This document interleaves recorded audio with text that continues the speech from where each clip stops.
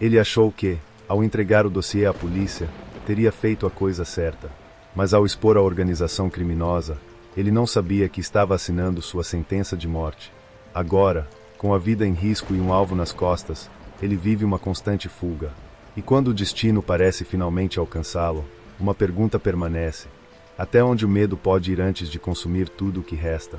São Paulo nunca foi um lugar seguro, mas, para mim, o medo tinha agora um significado completamente novo. Quando entreguei à polícia aquele dossiê sobre a organização criminosa, sabia que estava me arriscando. Mas não fazia ideia do quão fundo estava pisando no território de uma rede de tráfico e assassinato que enraizava suas garras na estrutura da cidade. Por meses, investiguei em segredo, segui rotas suspeitas, reuni provas de transações ilícitas e documentei cada ação criminosa de uma facção que parecia inalcançável. Tinha tudo para desmantelar o grupo, mas não compreendia que ao entregar essas informações, também havia dado a eles um alvo, e esse alvo era eu. Tudo começou com um silêncio perturbador. Esperei algum sinal, alguma confirmação de que estava seguro, mas em vez disso, minha vida se encheu de paranoia. Cada passo na rua era uma prova de resistência. Minhas rotas diárias se transformaram em labirintos de ruas alternadas, sempre com um olho no retrovisor, sempre atento a cada sombra e a cada rosto desconhecido. No começo, achei que era apenas paranoia, mas essa paranoia logo se mostrou real. Uma noite, ao sair do trabalho, percebi uma figura encapuzada do outro lado da rua. Não dava para ver o rosto, mas eu sabia que estava sendo observado. Dali em diante, as ameaças vieram como uma enxurrada. Mensagens começaram a aparecer em meu celular, de números desconhecidos. Você deveria ter ficado quieto. Sabemos onde você mora. Na primeira vez que recebi uma ligação em plena madrugada, com uma voz abafada dizendo que eu não viveria para ver o dia amanhecer, o medo tomou conta de mim. Não era uma brincadeira. Eles sabiam onde eu estava e deixaram claro que era apenas questão de tempo. A coisa só piorou quando, certo dia, encontrei uma foto minha dentro de um envelope de papel pardo, deixado em cima do capô do meu carro. Na foto, eu estava caminhando sozinho, distraído. Eles não só me vigiavam como já haviam chegado perto demais. Desesperado, entrei em contato com a polícia para tentar reforçar minha segurança. Mas, para minha surpresa, eles me alertaram de que o alcance dessa organização era extenso e envolvia pessoas dentro da própria corporação. Não havia garantia de segurança. Minha única opção era sumir. Mas como sumir em uma cidade tão grande? Um amigo de confiança me ajudou a organizar um plano de fuga, que parecia ser minha única saída. Marcamos o voo para o exterior no meio da madrugada, quando o aeroporto estaria menos movimentado e eu teria uma chance de me misturar à multidão. Era arriscado, mas parecia minha melhor chance. Tudo começou com um silêncio perturbador. Esperei algum sinal, alguma confirmação de que estava seguro, mas em vez disso, minha vida se encheu de paranoia. Cada passo na rua era uma prova de resistência. Minhas rotas diárias se transformaram em labirintos de ruas alternadas, sempre com um olho no retrovisor, sempre atento a cada sombra e a cada rosto desconhecido. No começo, achei que era apenas paranoia, mas essa paranoia logo se mostrou real. Uma noite, ao sair do trabalho, percebi uma figura encapuzada do outro lado da rua. Não dava para ver o rosto, mas eu sabia que estava sendo observado. Dali em diante, as ameaças vieram como uma enxurrada. Quando entrei no aeroporto internacional de Guarulhos naquela noite, sentia o peso de cada olhar sobre mim. Vestia roupas discretas, um boné baixo e mantinha os olhos fixos no chão. Mas, ao chegar ao saguão, o instinto me alertou, eu não estava sozinho. No meio da multidão, vi 3 homens com olhares focados e frios, espalhados em pontos estratégicos. Fingiam ser viajantes, mas tudo na postura deles gritava perigo. O desespero começou a crescer, mas mantive a calma e continuei andando. Passei pelo controle de segurança e, em vez de seguir pelo corredor principal, decidi pegar um atalho por um corredor secundário, na tentativa de despistá-los. Sabia que era arriscado, mas precisava tentar. Quando virei o corredor, senti uma presença logo atrás. Antes que pudesse reagir, uma mão firme agarrou meu ombro, e uma lâmina cortante entrou no meu abdômen. A dor foi instantânea e avassaladora. Senti o sangue quente escorrendo enquanto meu corpo enfraquecia, e meus joelhos cederam. Os homens que me atacaram desapareceram tão rapidamente quanto apareceram, deixando-me caído no chão frio do aeroporto. O som das pessoas ao redor gritava como em um eco distante. A visão ficou turva, mas percebi que, no meio da correria, as pessoas ao meu redor acreditavam que eu estava morto. Sendo levado às pressas para o hospital, entre a vida e a morte, não havia como imaginar o que aconteceria a seguir. Quando despertei, dias depois, estava em uma cama de UTI, meu corpo envolto em tubos e monitores. O médico e os policiais presentes me explicaram que a única forma de garantir minha segurança seria oficializar minha morte. Para todos os efeitos, eu estava oficialmente morto. As notícias foram divulgadas rapidamente. A vítima da tentativa de assassinato no aeroporto não resistira aos ferimentos. Minha família acreditava que eu tinha sido enterrado em um caixão lacrado. Para o mundo, eu não existia mais. O tempo no hospital era interminável. As cicatrizes físicas curavam-se, mas o trauma ficava cada vez mais profundo. Eu havia perdido tudo: minha identidade, meu nome, minha conexão com qualquer pessoa que eu amava. Cada noite era uma tortura, revivendo o ataque, sentindo a lâmina entrar em meu corpo e os olhares frios daqueles homens que queriam me ver morto. Agora, eu era um fantasma, sem documentos, sem contatos, sem rosto. E, enquanto os dias passavam, um medo silencioso crescia dentro de mim. Cada dia que passava era um lembrete constante da minha nova realidade. Viver como uma sombra, como um sobrevivente do que deveria ter sido uma execução.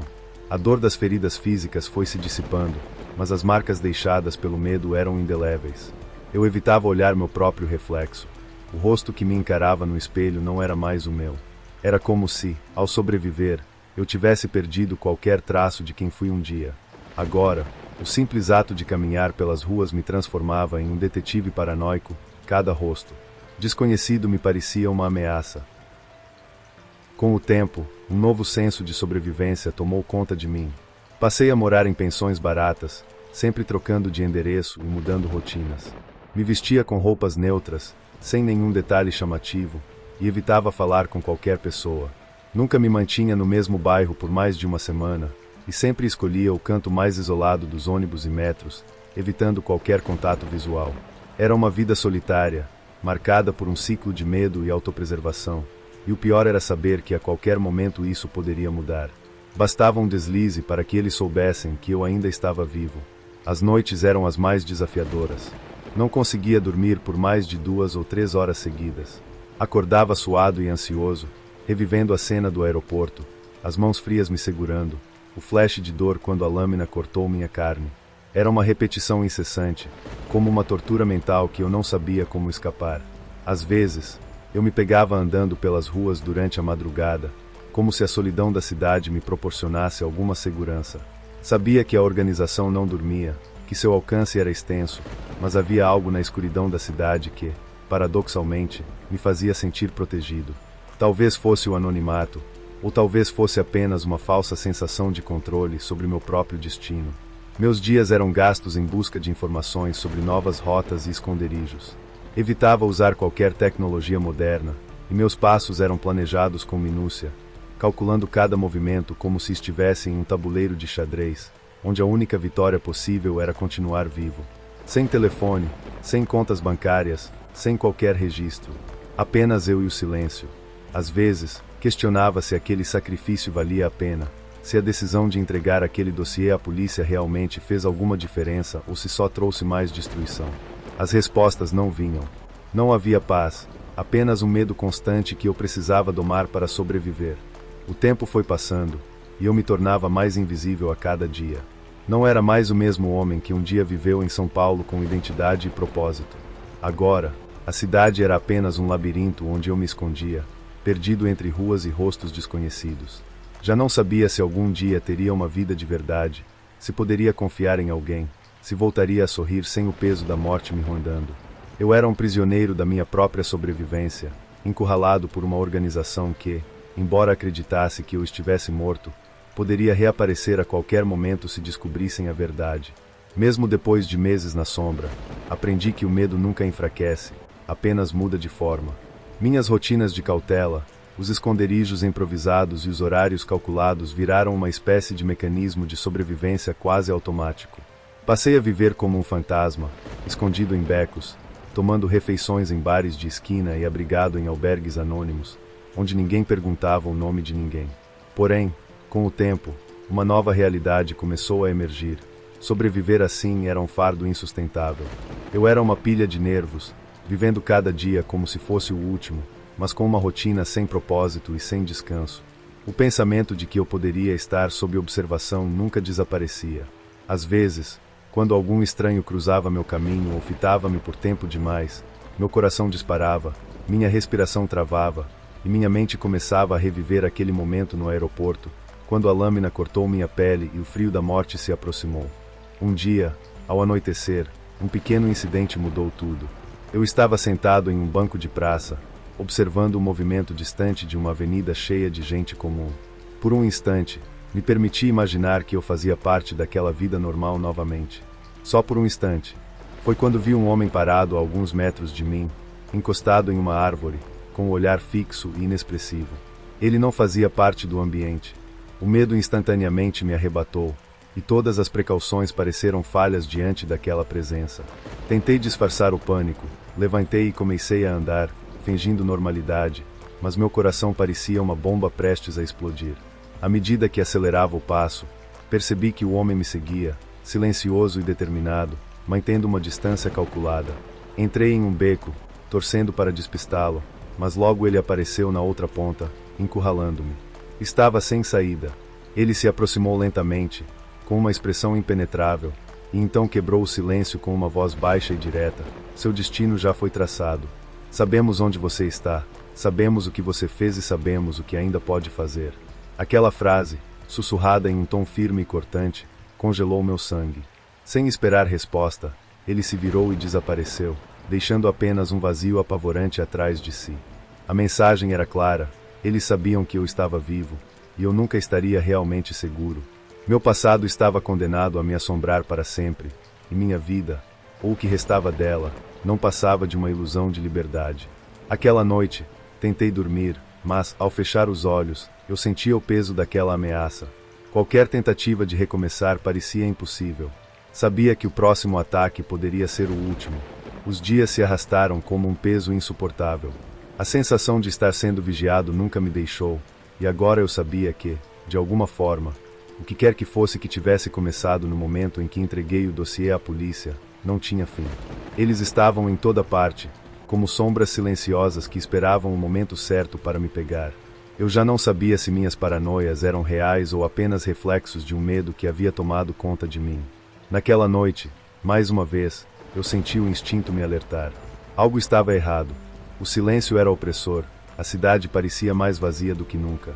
Olhei ao redor, tentando discernir se alguém estava me observando, mas as ruas estavam desertas. De repente, uma luz de um carro iluminou meu caminho. Eu sabia que não era coincidência. Era como se tivesse sido seguido durante horas, mas agora estava mais claro, me cercaram. No entanto, não havia movimento, não havia pressa, como se estivessem esperando o momento certo. Parei no meio da calçada, sentindo a tensão crescer em meu corpo. Não sabia o que esperar, nem o que fazer. O medo parecia estar em cada esquina, em cada passo que eu dava. Olhei para a rua à minha frente e vi uma figura se aproximando lentamente, sem pressa, mas com a certeza de que sabia exatamente onde me encontrar. A mesma sensação que tive meses atrás no aeroporto, como se a morte fosse uma presença tangível, aguardando por mim. Mas, antes que pudesse reagir, o som de um motor cortou o ar, e o carro se aproximou ainda mais. O homem na rua parou, olhando diretamente para mim, seu rosto sombrio e sem expressão. Ele se inclinou levemente, como se estivesse prestes a falar. Mas, antes que pudesse dizer uma palavra, o som de tiros ecoou na rua, e tudo aconteceu em um borrão. Eu caí para trás, meu corpo pesando no chão frio, mas a última coisa que vi antes de perder a consciência foi aquele carro acelerando e desaparecendo na noite escura. O silêncio se seguiu, como um peso final. Não havia ninguém para ajudar, ninguém para ouvir. Eu sabia que aquilo não era o fim, mas não sabia o que mais poderia vir. O que restava era um buraco vazio no peito e a sensação de que talvez, por mais que tentasse, nunca conseguiria escapar de tudo o que fizera. Ou talvez ainda houvesse uma chance. Eu só não sabia mais o que seria de mim. O fim, ou o começo de uma nova corrida contra o tempo. Se você chegou até aqui, sabe o quanto a linha entre a sobrevivência e a morte pode ser tênue. Cada passo, cada escolha, pode ser a última. Se você curtiu essa história e quer saber mais sobre os mistérios que a vida pode esconder, Não se esqueça de se inscrever no canal, deixar seu like e compartilhar esse vídeo com seus amigos. A verdade está mais próxima do que você imagina. Até o próximo vídeo.